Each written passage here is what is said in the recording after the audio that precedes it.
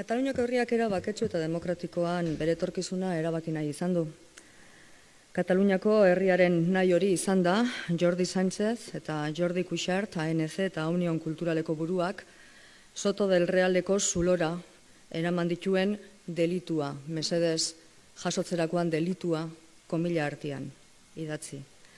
Kataluniako herriaren eskubide demokratiko hori izan da, Oriol Junqueras, Jordi Turull, Raúl Romeva, Josep Rull eta Carles Mundó Generalitateko konseilariak estremerako espetxeko zulora eraman dituen delitua. Hemen ere mesedez, komilak erantzi. Kataluniako herriaren asmo baketsu hori izan da Dolors Bassa eta Meritxell Borras Generalitateko konseilariak Alkalamekoko kartzela zulora eraman dituen delitua. Mesedez, hemen ere komilak jarri. Kataluniako herriaren errebindikazio demokratikoak eraman ditu Generalitateko presidentea Carles Puigdemont eta Clara Ponsatí, Toni Comín eta Meritxell Serret kontseilariak Espainiako epaitegietatik iesi Bruselara. Europako Batasuneko hiriburuan gertatzen ari den guztia munduaren aurrean salatzeko aukera baliatzeko. Espainiako estatuan preso politikoak 21. mendean. Estatu arrazoiaren indarrez dena balekoa 21. mendeko Espainian.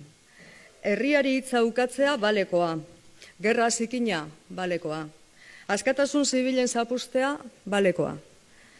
Eskuan botua zuten herritarren aurka poliziaren indarra erabiltzea balekoa. Kataluniako erakundeak, herriak demokraziaren bidez aukeratutako erakundeak, gobernutik hasi eta legebiltzarreraino baliogabetzea balekoa. Fiskaltza eta auzitegiak etsaiaren zuzenbide penala indarrean jartzeko erabiltzea balekoa.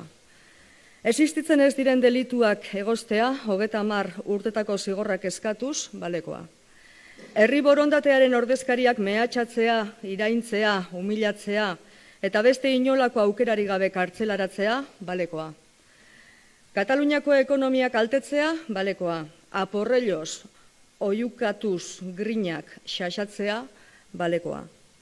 Erabaketsuan edozer defenda daiteke. Esaten zenutenak zenbat aldiz entzun izan dugun, ez? Esaldi hori erabaketsuan edozer defenda daiteke argi utzi dezue. Edozer defenda daitekela beti ere plano teoriko soilean baldin bada.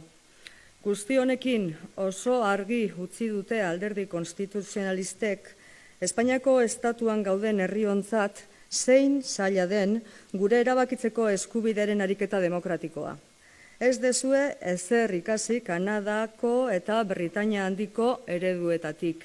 Barneratuta dezue zuen konstituzioaren balorerik handiena ez dela demokrazia, ez direla herritarren eskubide eta askatasunak.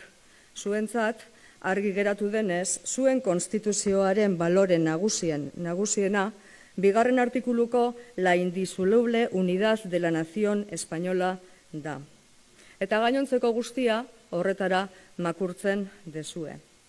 Espainiak bere izaera erasokor eta inposatzailea argi utzi duen bitartean, Kataluniako herriak argi eta garbi utzi du bere duintasunaren maila.